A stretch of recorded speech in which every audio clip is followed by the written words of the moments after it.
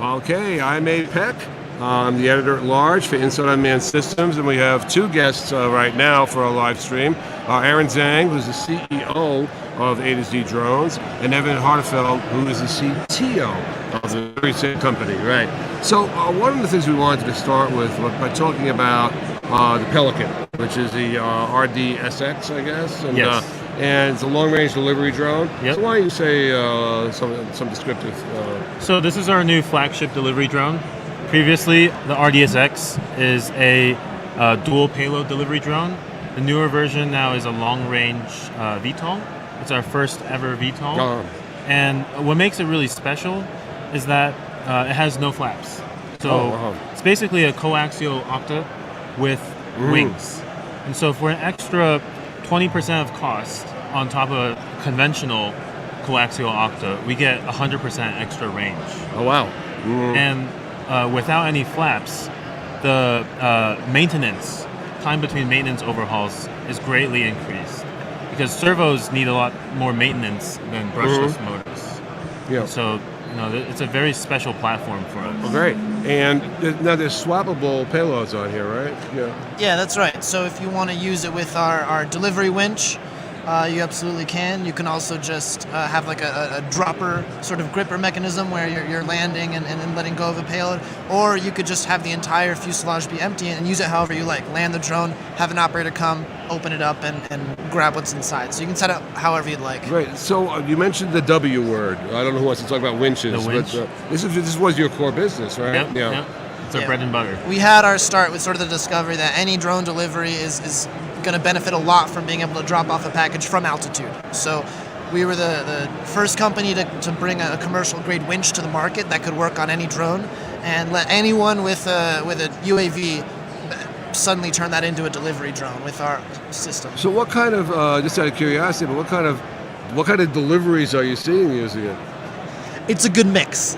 So right now we're seeing a lot of interest in search and rescue and medical because that's situations where you got to get there really quick and where there's a lot of value in being quick and getting a lot of value in not necessarily having to land your drone. Inner sight transport as well. So on one of our customers is in Memphis. They move parts around on an airport base. So it's a high value, time sensitive scenario as well. Oh. And just not too recently, but we did some disaster relief as well. We partnered with Zhang drones, and they took our tech out to Hurricane Ian, where there was a down bridge. And they were ferrying goods back and forth for a couple of days because boats were too slow, and there's no way to get a car there. Well, that's great. It sounds very flexible. And are there payload considerations or? Yeah, so we can deliver up to 10 kilos. Not bad. We can pick up to 5 kilos. We have two different types of hooks. One's an auto release, so you can drop it where there's nobody on the ground receiving. It'll just auto release the payload. There's another hook that you can use as a manual release, so you can hook it into a bag, a bucket, an AED. So one of our customers is doing AED delivery for the Asia Games this year, and they're using that. So it's very versatile.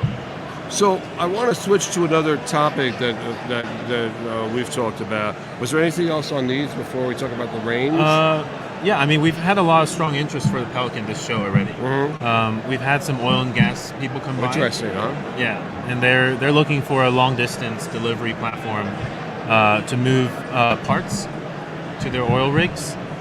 So that's one, and we have another last mile delivery service operator who also already placed a pre-order for them. Right, and the range?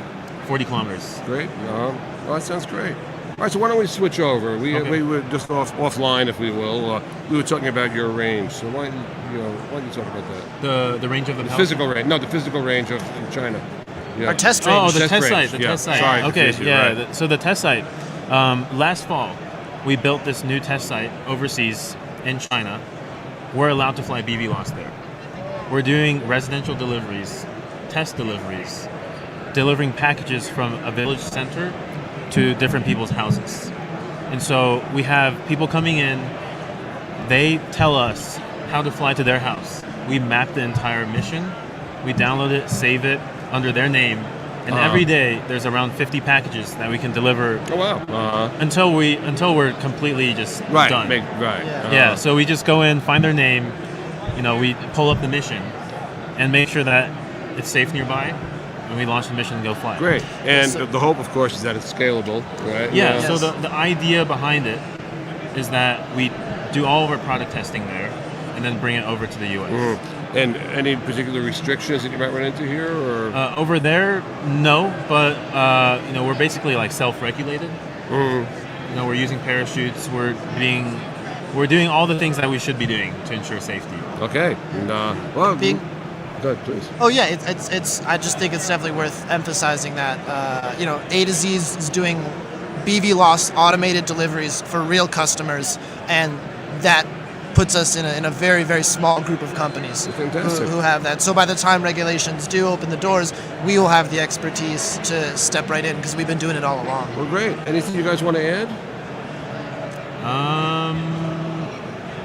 Anything you want to add? It's been a pleasure being here. I hope Always. you've had a Nice to fabulous see you trade guys show. again. Okay, right. All right, thanks, Sam. Thanks for your patience. Okay.